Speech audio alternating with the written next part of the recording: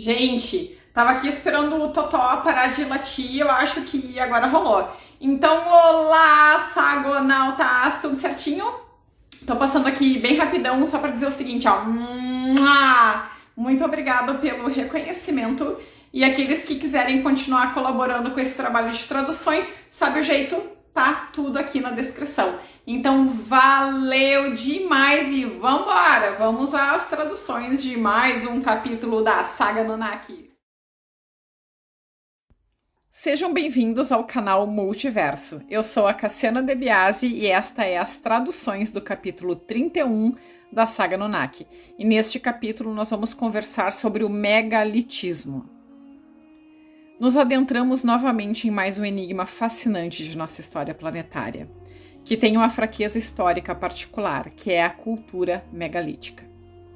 E para aqueles dentre vocês que já estiveram diante de alguma dessas impressionantes construções, podem entender perfeitamente quando falamos de enigmas fascinantes. Essa cultura se estende praticamente por todo o globo. E o certo é que seu maior desenvolvimento se deu pela costa ocidental europeia. Oficialmente, sempre houveram polêmicas referente às suas datações, motivadas pelos escassos restos orgânicos originais remanescentes desses enclaves, e que, já há algumas décadas, a ciência histórica oficial tem tido que revisar mais e mais essas datações. Assim, hoje se afirma que essa cultura surgiria cerca de 5.000 anos antes de Cristo, apresentando sua maior intensidade construtiva entre 2.500 e 3.000 anos antes de Cristo, período, por exemplo, do complexo britânico de Stonehenge. Todavia, há inclusive na atualidade estudiosos que insistem em sugerir novas datações a este complexo, em torno de 3 a 4.000 anos mais. O que nos levaria diretamente aos tempos diluvianos, justamente no final da última glaciação e descobrimentos como Göbekli Tepe, na Turquia, estimados entre 9 e 11.000 anos antes de Cristo, reforçariam a possibilidade dessas hipóteses. A cultura megalítica possui uma curiosa característica similar ao Antigo Egito ou à civilização pré-inca, e estas são algumas das construções mais antigas, contando com blocos de mais de 100 toneladas. Depois, com o passar dos milênios e, ao invés de aperfeiçoar suas técnicas e conhecimentos, ao contrário, vão mirrando em magnitude de forma desconcertante. Semelhante a isto, ocorre no Egito, quando depois de possuir uma capacidade construtiva espetacular, oferecendo as mais colossais edificações, caem, depois da quarta dinastia, em um paulatino esquecimento dessas técnicas. Como o exemplo de Machu Picchu, que são construções igualmente magníficas, mas já com pedras de menor tamanho, sabendo ainda que as pedras megalíticas são pré-incas, erguidas por sabe-se lá Deus quem e em que datas perdidas no tempo. Nas primeiras décadas do século passado, se tinha uma concepção dessas pessoas como seres embrutecidos, ignorantes, com escassos valores e com uma constante luta pela sobrevivência. Mas, com o passar dos tempos e a modernização das pesquisas, essas ideias começaram a se configurar como errôneas. Se tentarmos por um instante nos colocarmos na pele dessas pessoas, como viviam e o mundo em que habitavam, dá até para sentir uma certa vertigem e é como visitar outro planeta. Um mundo despovoado, vivendo em sua maioria em pequenas tribos, nômades e seminômades, em grupos não maiores que 30 ou 40 integrantes. Assim, a Europa era um vastíssimo território partido entre algumas poucas tribos. A Península Ibérica, por exemplo, e para que tenhamos uma ideia, nas últimas estimativas realizadas, contaria com, naqueles momentos, uma população não superior a 5.000 pessoas. Os restos encontrados com o passar das décadas indicam que eram pessoas muito saudáveis e longevas, bem alimentadas e organizadas. Mas o motivo mais chamativo de tudo e o que mais custou reconhecer pela ciência histórica é que, apesar de não manejarem a escrita, logicamente tinham conhecimentos astronômicos e matemáticos de altíssimo nível. o que hoje começa a ser uma disciplina reconhecida pela ciência, a astroarqueologia. Durante o século passado, convencidos de que os monumentos antigos correspondiam a uma representação astronômica e matemática complexa, que em outros tempos era uma ideia automaticamente rechaçada. Muitas dessas construções representavam constelações, movimentos detalhados do Sol e da Lua, como o famoso Stonehenge, um autêntico relógio astronômico de medição dos astros. Foram os estudos pioneiros de alguns estudiosos britânicos que lá pelos anos 30 do século passado começaram a sinalizar que estas culturas possuíam um conhecimento muito mais profundo que aquele que se pressupunha. Para a ciência oficial do momento, planos semelhantes foram objetos de zombaria. Mas nos anos 50, trabalhos semelhantes como o de Alexander Thom botaram mais lenha na fogueira, estabelecendo conclusões inquietantes.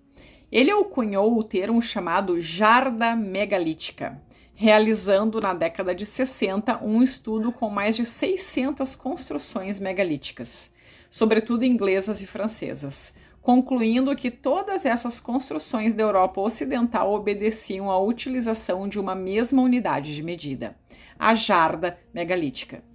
Este é um feito de transcendência máxima, já que devemos entender que as unidades de medida são ferramentas definitivas para qualquer civilização. Explicando claramente, o que se está dizendo é que todas as tribos megalíticas de norte a sul da Europa eram uma mesma civilização com os mesmos conhecimentos e costumes. Apontava-se também a ideia de que, por força, essas pessoas herdaram esses conhecimentos de uma civilização mãe, fazendo uma reflexão angustiante de que todas essas construções obedeceram uma espécie de planejamento comum e que não respondiam a um estilo construtivo desta ou daquela tribo. Finalmente, também nos anos 60, e inclusive como fruto dessas investigações anteriores, se publicou um livro sobre esse assunto, A Primeira Civilização, escrita por Christopher Knight. Corroborava com essa ideia da jarda megalítica em todo o megalitismo europeu. Em um exercício de erudição de matemática e engenharia reversa de tal calibre que o livro foi imediatamente irrefutável por toda a ciência histórica. E finalmente se deixava no ar a grande pergunta de que essas pessoas provinham de uma civilização mãe anterior e qual teria sido esta civilização. E que, ademais, deveria ser uma civilização possuidora de grandes conhecimentos e que a cultura megalítica que conhecemos representaria os últimos restos dessa civilização desaparecida, cujo conhecimento foi exercido durante vários milênios até cair no esquecimento para dar espaço, então, à nossa civilização atual. Uma hipótese que colocaria a ciência para pensar é que os povos da cultura megalítica seriam provenientes de algum êxodo do mar, desde a zona centro-mediterrânea até as costas ocidentais europeias. Algumas, inclusive, querem dotar a Malta, o megalitismo mais antigo do Mediterrâneo, e que depois imigrariam oferecendo-nos construções como Stonehenge. Mas isso é uma hipótese baseada em algumas conferências de datas e não muito mais que isso. E é aqui que a ciência histórica cruza os braços sobre esse tema, mas também é aqui onde nós vamos dar um passo adiante. Pode surpreender as pessoas que a ciência trata a cultura megalítica como um povo predominantemente marítimo e que teriam utilizado embarcações em tempos tão remotos. Se fizermos um mapa da cultura megalítica na Europa, vemos que eram povos costeiros e fluviais, e sabemos que existem restos de embarcações na zona do Báltico de quase 40 mil anos. Chegados a esse ponto, notem bem o mapa desta cultura na Europa. Vemos que efetivamente sim eram povos costeiros e fluviais, mas também há um detalhe bastante evidente. Se observarmos como se expande essa cultura e observar as zonas oeste do território, é muito evidente na Escandinávia e nas Ilhas Britânicas, como também há uma pauta que se segue em todo o território europeu. Parece haver um padrão que sugere que essas pessoas chegaram pelo mar desde algum ponto a oeste do Atlântico e chegaram pelas faces ocidentais das costas europeias. Observem como a costa leste, em especial bem visível na Escandinávia e nas Ilhas Britânicas, parecem não terem sido afetadas por estes desembarques. Lembremos também que as datações mais utilizadas referenciam essas culturas como no final da última glaciação, os míticos 9.000 anos antes de Cristo. E agora, fazemos a grande pergunta que é o objetivo deste capítulo, que é o de especular que civilização era essa? Nitidamente marítima e situada em algum ponto do Atlântico Ocidental, desaparecida ao redor destes mesmos 9.000 anos antes de Cristo, o qual seu grande saber seria a cultura megalítica, seus legítimos herdeiros. Evidentemente, meus amigos, tudo indica que estamos falando da Grande Atlântida. E é tão claro encaixar todas as peças de forma assim simples que não é disponível outra explicação melhor. Apesar da ciência histórica afirmar que não sabem que civilização teria sido esta, eis que a maioria dos pesquisadores preferem morder a língua a admitir a possibilidade que Atlântida teria sido algo mais que um mito. Vale comentar ainda que alguns estudiosos defendem que a cultura de Tartesso, ao sul da Espanha, foi a Atlântida platônica, a Atlântida de Platão, o que a saga considera uma meia-verdade. Sabe-se de estudos de universidades alemãs e andaluzas apontando que há restos de um grande orbe de 3 círculos concêntricos enterradas a 30 metros de profundidade na enseada do Parque Estadual de Donânia, em Cádiz. É escutado falar que a arte rupestre de Badajoz, relacionada com a cultura tartésica, assim como na zona sul de Espanha, se encontram petróglifos com estes 3 círculos concêntricos, que raramente são vistos em outros lugares. Certo que esses petróglifos se dão no sul da Espanha, como também na Galícia, apesar de pouco conhecido. Abundam por todo o território, assim como também em terras francesas e nas Ilhas Britânicas. Isso aponta, como já temos dito em outras ocasiões, que o Império Atlante tinha colônias por todas as zonas do Atlântico. Depoimentos de peregrinos sobre esses círculos, fornecidos à ciência oficial, sugerem que esses círculos simbolizariam o Deus Sol e tudo abaixo da abóbada celeste. Mas, a igual que assentaram trabalhosas pedras com múltiplas utilidades que seguramente desconhecemos, estes círculos também deveriam servir para algo mais além do que o simbólico e o ritualístico. Há estudos corajosos e conscientes sobre os petróglifos que apontam ao já comentado, que essas pessoas não esculpiam círculos apenas para dançar ao redor, mas sim que eram muitos deles itens práticos, como autênticos mapas topográficos da área de influência de cada tribo. Como se não fosse pouco, marcariam também minuciosamente as distintas épocas do ano, imitando solstícios e equinócios, e ademais posições do Sol sobre seu território, ou seja, era a forma atlante que tinham de construir círculos para ordenar seus territórios como base de delimitá-los e cartografá-los, bem como demarcar as épocas das estações nestes mesmos territórios. Isso denota um conhecimento matemático e astronômico demolidor para aqueles tempos, e que, evidentemente, aprenderam com alguém que não seria outro senão um conhecimento atlante herdado, transmitido pelas gerações e que sobreviveu por milhares de anos. Aqui estão algumas fotos desses petróglifos galegos e de um estudo realizado pelos engenheiros da Escola Naval Militar de La Coruña, na Espanha. Chegados até aqui, vamos dar mais alguns passos corajosos e avante e analisar o que nos dizem algumas linhas esotéricas e canalizadas a respeito, como por exemplo as de Natalie Gleason ou Christine Preston. Mesmo que, para aqueles que não acreditam em vertentes alternativas, eis que dessas fontes se pode extrair algumas argumentações bastante lógicas, que combinam com a nossa particular versão da história planetária. Já havíamos falado em capítulos anteriores como nos milênios finais de Atlântida Perdida haviam encarnado 1000 presenças do Deus Eu Sou de dimensões mais elevadas, junto com algumas outras entidades cósmicas que vieram de maneira voluntária e a título individual, os chamados Os Viajantes.